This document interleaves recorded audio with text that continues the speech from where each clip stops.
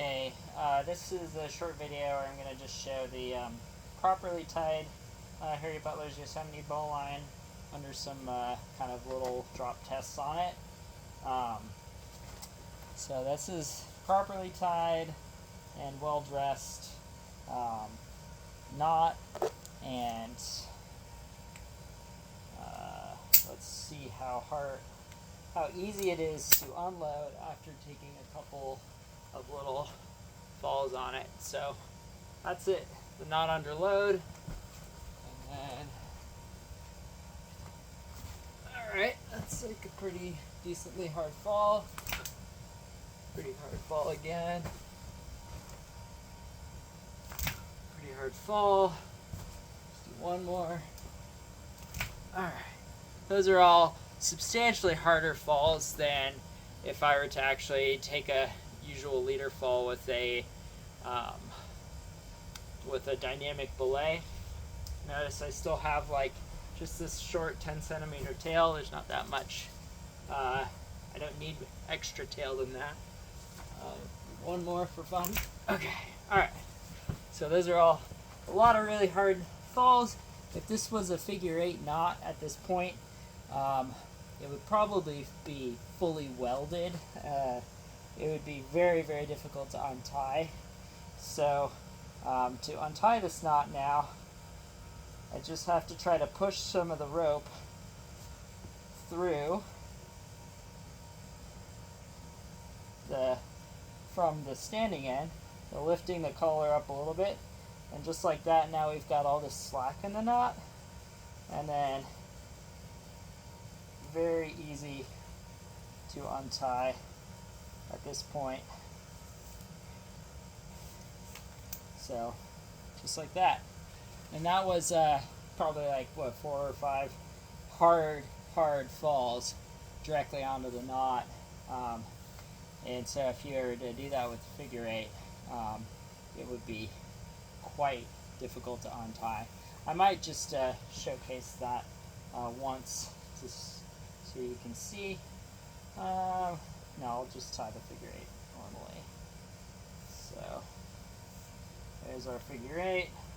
I'm going to pass it back through.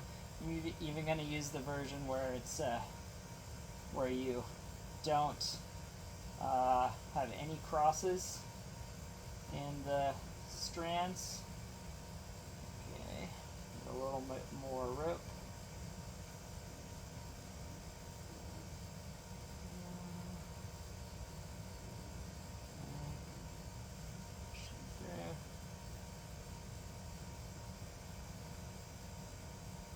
Okay. So there's the figure 8 knot. And I will dress it by pulling on each of the individual strands. So now it's a well-dressed figure 8 knot.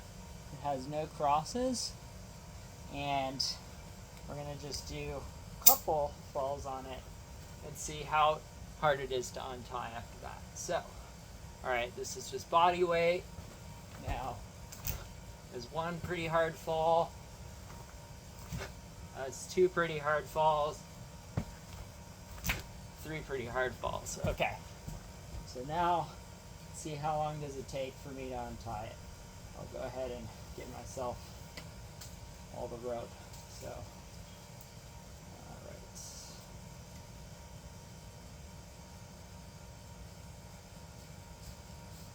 There's the bowline at the top. Still pretty easy to untie. Okay, so there's the figure 8 now. You can see it's very, very small and scrunched up, and this is a soft, squishy, older rope that I have, and this is what I'm talking about why I don't like using figure 8 anymore to tie in. So this is like, this part right here is like not wanting to move at all. So I can sit here for quite a long time, probably, working on this thing. There's no way I can push rope in to this knot from these 2 strands. And similarly, I can't push rope into the knot from these two strands. It's usually a technique that I use. You just have to sit here and back and forth, kind of get some some movement into the knot. And if this was actually tied to me, this is even more awkward and uncomfortable to do because, you know, it's like at your waist. You don't have as much leverage or play. You know, you can't just change your grip this way, which is a little more comfortable. So, alright. Let's get this thing undone. Still working. It's moving a little bit. Yep, starting to move. Okay. There we go. Now there's some more play in the knot. And you can now start to push some rope into it.